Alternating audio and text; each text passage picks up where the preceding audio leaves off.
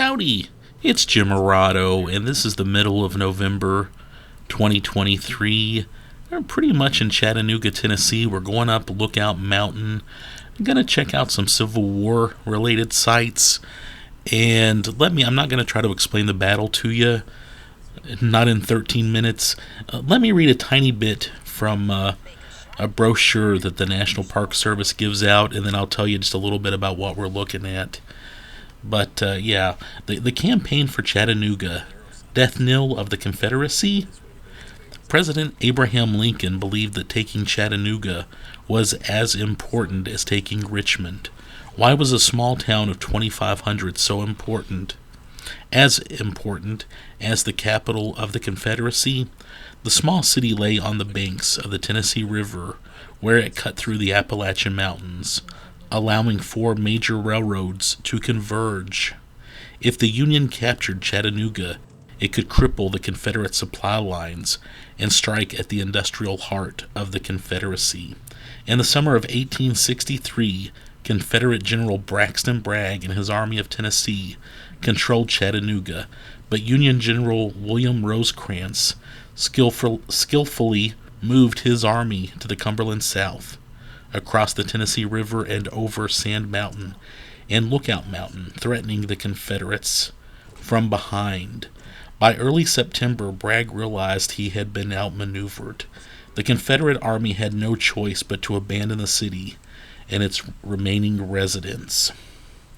Rosecrans thought the Confederates were retreating towards Atlanta, prompting him and his army to pursue the gray-clad soldiers into Georgia. However, the Confederates had a surprise of their own. Bragg, now heavily reinforced, was not going to give up Chattanooga without a fight. At the Battle of Chickamauga, little went as planned and thousands of men lost their lives. Yet it would be late November before the city's fate would be decided, and perhaps that of the Confederacy. And I'm gonna put that to the side and just kind of enjoy the view. Of course, going up Lookout Mountain and going down some of these roads can get a little bit crazy. Like I said, we were here in the middle of November. Some of the area still kind of looked like, you kind of had those fall leaf things going on. So the area still kind of had, it almost felt October-ish. However, we were here in November, the same month as the battle. So there was that, which I thought was pretty cool. But again, you're going up Lookout Mountain. These roads are a little steep, a little crazy at times. And of course, we're stopping by the Craven's house, which is the oldest structure on Lookout Mountain, and it almost dates to the Civil War. The Confederate generals lived in that house, and the soldiers camped outside of it. And inside of the house, the family still lived there. So the family was there, the command of the Confederacy was there, and then they had soldiers camped out on their lawn, for what that's worth. Think about that, though. Think about if, especially back then, living was a little more rural. You're fairly isolated, and then all of a sudden, Braxton Bragg and his buddies decide to come and, hey, we're going to stay at your house, and we're going to be doing some fighting around it. So, there's that. The house was destroyed, and it was rebuilt right after the Civil War, so that's what you've got now. There was this structure not too far from the Craven's house. As I was kind of hiking around, I found this, and one of the rangers told me that was, I believe, like a cellar that the family used. So I don't think there were any markers or anything talking about it, and in fact, they might not want people to check it out. It's a bit of a delicate structure, but I thought that was pretty neat, and I thought it was a pretty cool find on this particular trip. I was pretty excited to find it. In fact, depending on how technical you want to get, if the Cravens family used that during the Civil War, it's an old structure, and that's pretty cool. Very pretty here. In fact, even if you don't care about the Civil War, this is just a nice, pretty place to go. It is freakishly beautiful. And of course, you've got the various monuments, which are all over the battlefields. It seems like there's always monstrously huge rocks on battlefields too, from the Civil War. But yeah, the place is just great. Going up on Lookout Mountain is just, well, it's always a treat. Of course, you've got Ruby Falls, one of the world's most famous caves. Rock City, Sea Rock City is up here, and there's the incline. You can take basically a railroad and take a ride up the mountain and back down, and it's quite thrilling. And there are some very nice houses up here on Lookout Mountain with views that are, I would imagine, flawless. Of course, those houses are nice. They have great views, but I'm sure that during the winter they can be quite difficult. Going down to the National Park unit, you go through this very famous front there. You walk through there, and you're kind of up. You get some of the best views anywhere. And of course, inside of the visitor center that we were just at on our left is the very famous James Walker painting, The Battle Above the Clouds. And this is just spectacular. It is a treat to stand in the same room with it and look at it. There is an alarm that'll go off if you get too close to it. I found that out. But the staff there knows that people get excited and look, and they want a close-up view of that painting. I'm going to put up another video, if I haven't already, about that painting. I love that painting. I have a small print of it. I'd like a better print. But yeah, they do sell some kind of small prints of it in the gift shop.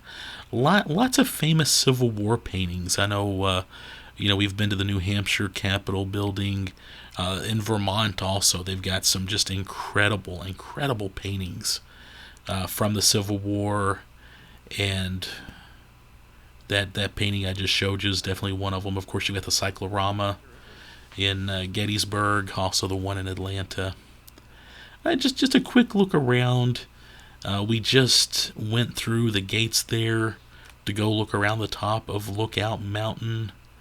And I forget, I don't know, maybe $5-6 a person to go through there, and you get these crazy views up here. The thing I think of when I'm up here, and I know this is just a little weird. I know a lot of the soldiers like to come up here and take pictures of them sitting on rocks and things like that. In fact, as you're walking around and hiking through up on top of Lookout Mountain, there's a museum, and we'll swing through it here shortly. Look at that. A great view of Moccasin Bend. Very significant during the Civil War. The Union was getting supplies through there, and the Confederates couldn't do a whole lot about it. And going back to the 1830s, lots of stuff going on with Indian removal down through there. And just a great view of Chattanooga. Just a fun spot to look at, and it's one of those things, you get up there, you're looking, and it's hard to look away. Of course, you've got the cannon view there. Of course, a huge mountain, always a great position during a battle. If you like to read about battles, I know a fella named William Lee White wrote a really good book on the Battle of Chickamauga called Bushwhacking on a Grand Scale. I've mentioned that one before. In fact, I put up another video on our kind of brief drive through Chickamauga, and that's another one that you can just any Civil War battle is just a total rabbit hole. You could really get hooked on the geography, the generals, some of the major players in the battles, and yeah, these Chickamauga and Chattanooga are both places that you can really dive in and just go nuts thinking about what went on there.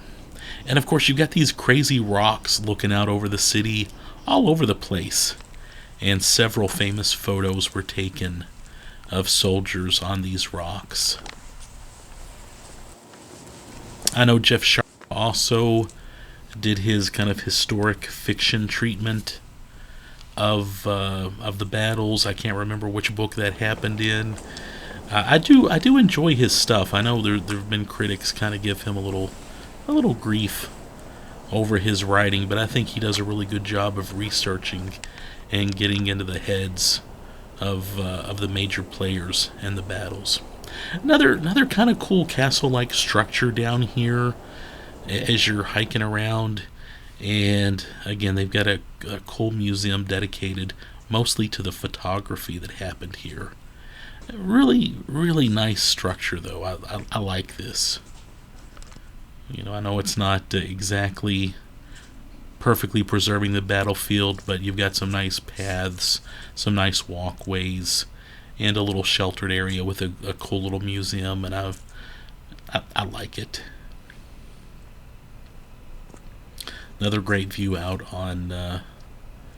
over the city. I'm gonna put up a video. I found a cruise. We took a little cruise on the river years and years ago, and I found that video. I'm gonna put that up. And I remember they had some narration, a lot of narration about the Civil War. I did not record that at the time, though.